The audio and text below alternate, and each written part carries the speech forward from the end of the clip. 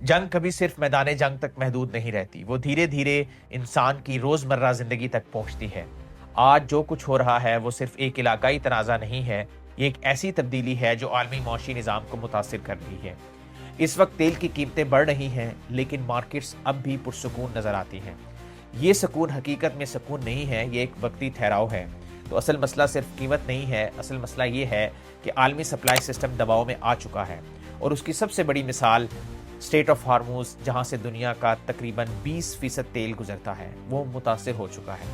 اور اب صورتحال یہاں تک پہنچ گئی ہے کہ برطانیہ اس ہفتے تقریباً 35 ممالک کو اکٹھا کر رہا ہے تاکہ ایک کولیشن بنائی جا سکے جو اہم سمندری راستے کھول سکے۔ یعنی ویسٹرن ممالک اب اس مقام پر پہنچ چکے ہیں جہاں انہیں عالمی تجارت کے راستوں کو فوجی اور اجتماعی طاقت کے ذریعے محفوظ کرنا پڑ رہا ہے۔ یہ ایک بہت بڑا اشارہ ہے، یہ صرف معاشی مسئلہ نہیں رہا، یہ عالمی نظام کی سیکیورٹی کا مسئلہ بن چکا ہے۔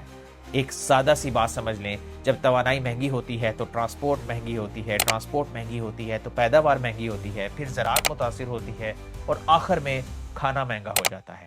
اب یہ اثر ایک دن میں نہیں آتا، یہ آہستہ آہستہ بنتا ہے، اور پھر اچانک ہر چیز مہنگی محسوس ہونے لگتی ہے۔ اب اس وقت حکومتیں کوشش کر رہی ہیں کہ نظام کو سنبھالا جائے، ذخائر استعمال کیے جا رہے ہیں، راستے تبدیل کیے جا رہے ہیں، لیکن حقیقت یہ ہے کہ نئے وسائل پیدا نہیں ہو رہے، صرف وقت خریدا جا رہا ہے۔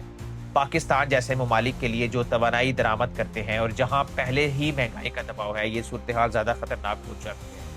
پیٹرول کی قیمت، بجلی کے بل اور روزمرہ کی اشیاء سب اس عالمی تبدیل کا حصہ بن جاتے ہیں۔